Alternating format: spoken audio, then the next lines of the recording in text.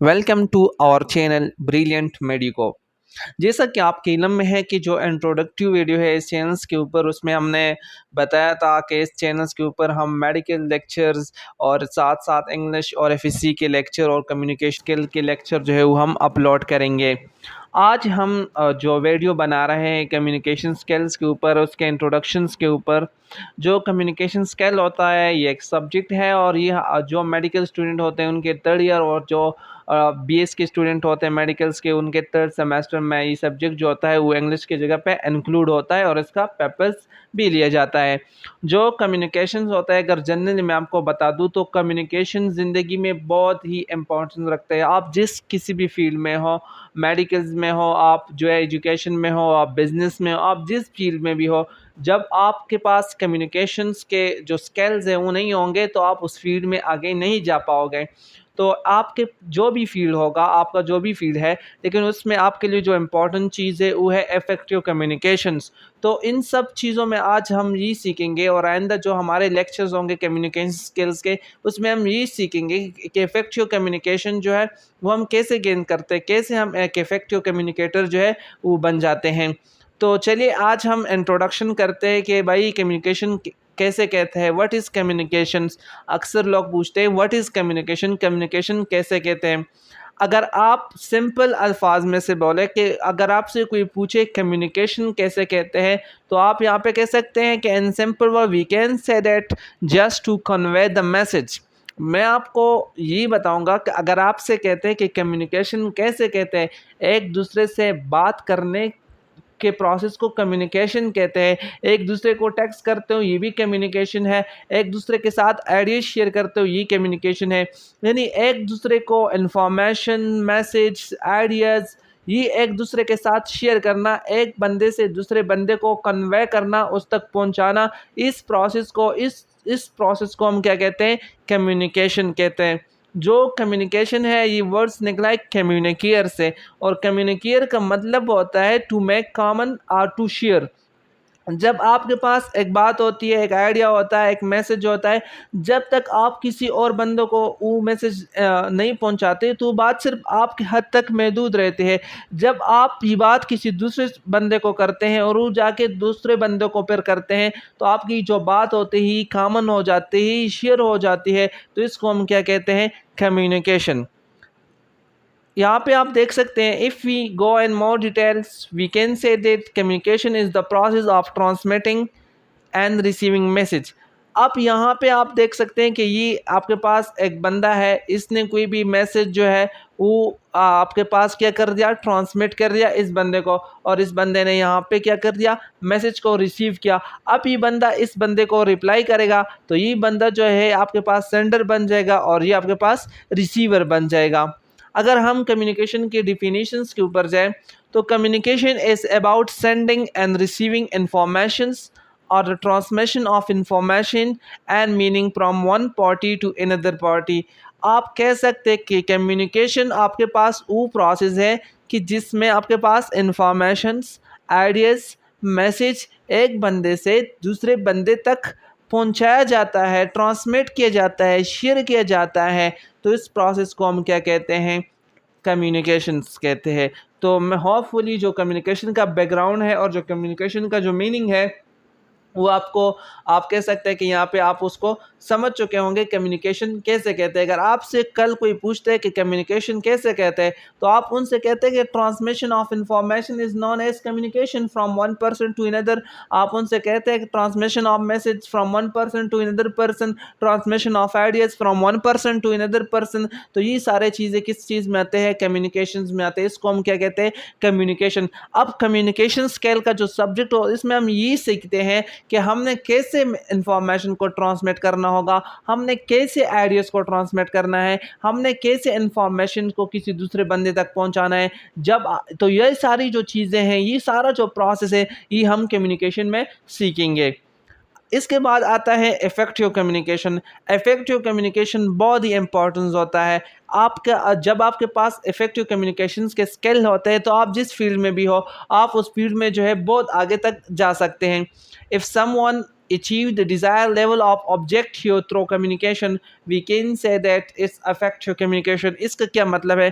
effective communication वो communication होता है कि जब आप किसी के साथ कम्युनिकेशन करते हैं तो आपका एक ख़ास मकसद होता है, और जब उस कम्युनिकेशन के थ्रू आप उस मकसद को गेन कर लेते हैं तो आपका जो कम्युनिकेशन होता है वो इफ़ेक्टिव कम्युनिकेशन होता है। मतलब ये है कि आप किसी को कोई आइडिया, कोई इन्फॉर्मेशन देना चाहता है और वो आपके उस इन्फॉर्मेशन को गेन करे, आपका जो डिज़ायर मकसद होता है वो आप मतलब हासिल कर लेते हो, तो आपका जो कम्युनिकेशन उस बंदे के साथ होता है वो इफ़ेक्टिव कम्युनिकेशन होते हैं। लेकिन अगर आप ऐसे कम्युनिकेशन करते हैं कि ना उस बंदे को समझ आता है, ना जो आपका जो मकसद होता है वो आप गेन कर लेते हैं, आप यहाँ पे कम्युनिकेशन तो हो जाता है लेकिन कम्युनिकेशन इफ़ेक्टिव नहीं होता, क्योंकि जो आपका मकसद होता है वो आपने गेन नहीं किया होता है।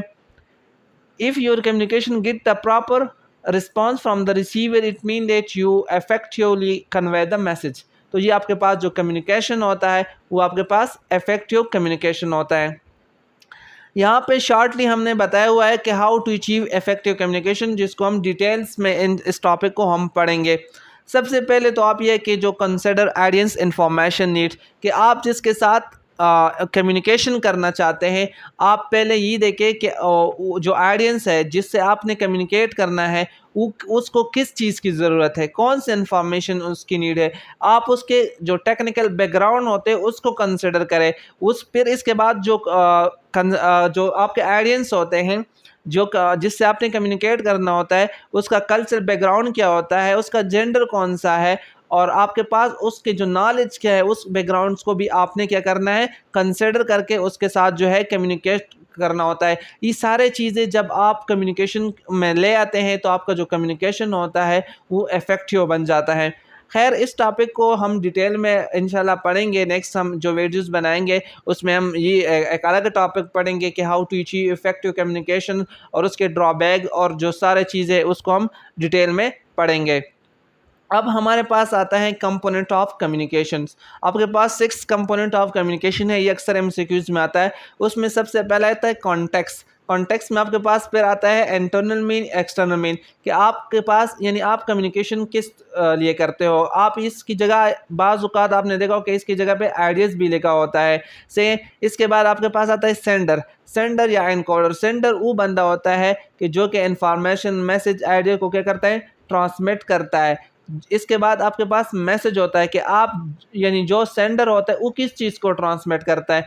फिर इसके बाद आपके पास मीडियम होता है कि किस चैनल्स के थ्रू जो है उस इंफॉर्मेशंस को, मैसेज को, आइडियाज़ को क्या करते हैं, आगे ट्रांसमिट करता है। और फिर आपके पास रिसीवर वो होता है कि जो उस इंफॉर्मेशन, उस आइडिया को रिसीव करता है, और रिसीवर को हम डिकोडर भी कहते हैं, क्योंकि जो इंफॉर्मेशन वो आगे भेजता है, जो आपके पास जो रिसीवर होता है, तो रिसीवर उस इंफॉर्मेशन को डिकोड करता है और उस इंफॉर्मेशन को क्या करता है, अंडरस्टैंड करने की कोशिश करता है। इसके बाद फीडबैक, इसको आप रिप्लाई कह सकते हैं कि जो आपके ने अगर इंफॉर्मेशन दी है एक बंदे को और वो इंफॉर्मेशन उसने रिसीव किया और उसको समझ गया हुआ है, तो वो उसके बाद आपको रिप्लाई करेगा कि हाँ मुझे ये जो है इसका समझ आया है, तो उसको आप फीडबैक कहते हैं। और ये जो है कंपोनेंट ऑफ कम्युनिकेशन है आपके पास, कि इसके थ्रू ये जो प्रोसेस ऑफ कम्युनिकेशन है वो इस कंपोनेंट्स के थ्रू आपके पास होता है।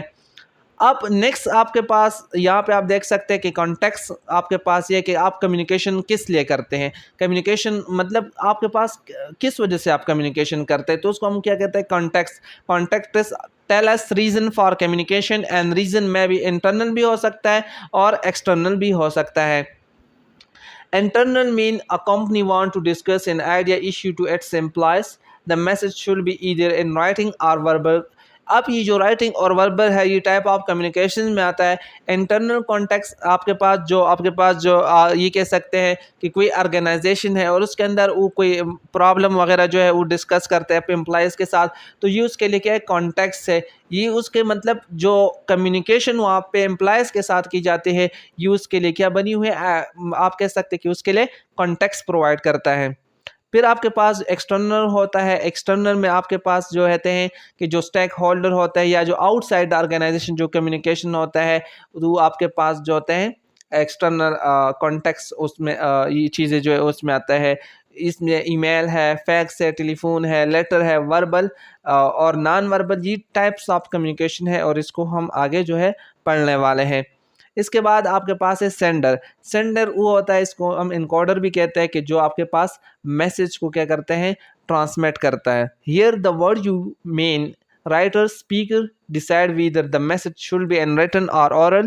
He she may choose words, symbol, picture or graphics that express the objective and the real sense.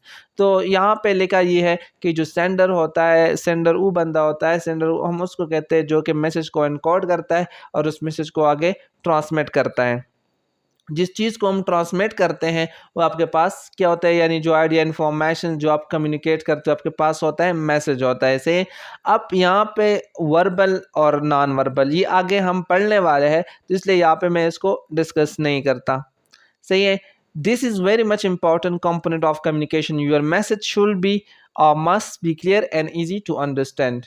The most important element in message is your receiver. You must be well aware about your receiver. While preparing a message, you should keep in mind how your receiver will interpret the message. कि आपका जो receiver है वो किस तरह react करता है उस मैसेज का जो आपने सेंड करना है। Sender should also keep in mind your relationship with the receiver while preparing message। तो ये सारे चीज़ें जो है ये इफेक्टिव कम्युनिकेशन में हम पढ़ेंगे कि जो सेंडर होता है उसने मतलब वो ये देखना होता है कि जो आपके आइडियंस होते हैं उसके साथ आपका रिलेशन क्या है। Sometime wrong message may create a loss to your organization, to yourself, और it can create a bad impression for you और योर कंपनी। अब यहाँ पे मतलब ये है इस बात का कि अगर मैसेज आप रॉन्ग मैसेज जो है वो आगे फॉरवर्ड करते हैं, उसे कम्युनिकेट करते हैं, तो उससे एक ऑर्गेनाइजेशन जो होते हैं वो डिस्ट्रॉय हो जाता है। इसके बाद आपके पास आता है मीडियम। तो मीडियम बेसिकली आपके पास वो चीज़ होता है कि जिसके थ्रू आप जो है मैसेज को कम्युनिकेट करते हैं। यहाँ पे एग्जांपल है कि अगर जो गवर्नमेंट ऑफ पाकिस्तान है वो एक मैसेज कन्वे करना चाहता है पाकिस्तान नेशन के थ्रू, तो वो किस मीडियम के थ्रू उस मैसेज को कम्युनिकेट करेंगे। थ्रू टीवी चैनल जो है वो कम्युनिकेट कर सकता है, थ्रू रेडियो, थ्रू पेपर्स, जो न्यूज़पेपर है उसमें कोई मैसेज देता है। तो ये आपके पास मीडियम है कि जिसके थ्रू उन लोगों ने मैसेज को कम्युनिकेट करना है। से इसके बाद आपके पास आ जाता है रिसीवर। रिसीवर वो होता है कि जो उस बंदे जो मैसेज होता है उसको रिसीव करता है। यानी इन केस आप go to Pakistan message, Pakistan nation जो होता है वो रिसीवर है, वो डिकोडर हम इसलिए रिसीवर को कहते हैं कि जो मैसेज इनकोड हुआ है तो जो डिकोडर होता है उसको खोलता है, उसको रीड आउट करता है, उसको अंडरस्टूड करता है। से in simple word we can say that the receiver is your reader in case of press letter or listener, in case of TV radio speaker, receiver is also known as decoder। अब इसके बाद आपके पास आ जाता है feedback. तो feedback basically वो response होता है, वो रिएक्शन होता है रिसीवर का, यानी वो मैसेज को रिसीव करता है, उसको अंडरस्टैंड कर लेता है। फिर जो आपके पास जो सेंडर होता है तो फिर रिसीवर फिर सेंडर बन जाता है और जो सेंडर होता है वो रिसीवर बन जाता है। वो उस रिप्लाई को, उस फीडबैक को फिर जो है सुनते हैं। Sender always need feedback to check whether the message effectively reach or not, or in other word sender need feedback to examine the success or failure of the message. यानी इसका मतलब ये है कि अगर आपने एक बंदे को एक मैसेज, एक इन्फॉर्मेशन जो है वो कम्युनिकेट किया, अब जो रिसीवर है, जो बंदा जो है आपके मैसेज जो रिसीव करता है, अगर वो आपको रिप्लाई देता है, फीडबैक देता है कि हाँ मुझे ये चीज़ समझ आई है, यहाँ पे मुझे समझ नहीं आई, तो आपका जो कम्युनिकेशन होता है वो आपके पास कंप्लीट हो जाता है और वहाँ पे कम्युनिकेशन जो होता है वो सक्सेस हो जाता है। तो फीडबैक जो होता है ये इम्पॉर्टेंट रोल प्ले करता है कम्युनिकेशंस के अंदर। इसके बाद आपके पास यहाँ पे हम शॉर्ट और ब्रीफली जो है वो डिस्कस करते हैं टाइप्स ऑफ कम्युनिकेशन। इसको हम जो है डिटेल से पढ़ेंगे, एक एक टाइप्स ऑफ कम्युनिकेशंस के ऊपर हम अलग अलग वीडियो बनाएंगे, तो आपने जो है मतलब कोई भी जो है टेंशन वगैरह जो है नहीं लेना है। टाइप ऑफ कम्युनिकेशन में सबसे पहले आपके पास आता है on the basis of organisation, on the basis of organisation relationship. तो उसमें आपके पास आता है फॉर्मल और इनफॉर्मल कम्युनिकेशंस। तो फॉर्मल कैसे कहते हैं, इनफॉर्मल तो ये हम पढ़ेंगे। On the basis of flow of communication उसके पास आप में आता है वर्टिकल कम्युनिकेशन या क्रॉस वाइज डायगोनल कम्युनिकेशन और हॉरिजॉन्टल कम्युनिकेशन। अब ये हम कौन से कम्युनिकेशंस होते हैं, इसको हम डिटेल से पढ़ेंगे। और on the basis of expressions, तो उसमें आपके पास ओरल आता है और रिटन आता है और फिर गेस्चर आता है। तो इसको भी हम जो है डिटेल में इंशाल्लाह जो है हम पढ़ने वाले हैं। तो ये जो आज का लेक्चर है ये हमारा जो है अपने ख़िताम तक पहुंच गया है। नेक्स्ट लेक्चर जो है उसमें हम जो टाइप ऑफ कम्युनिकेशन है उस पे जाएंगे और इसको जो है हम डिटेल से पढ़ेंगे।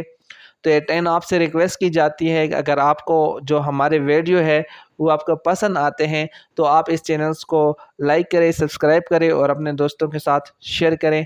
Thank you very much for your time.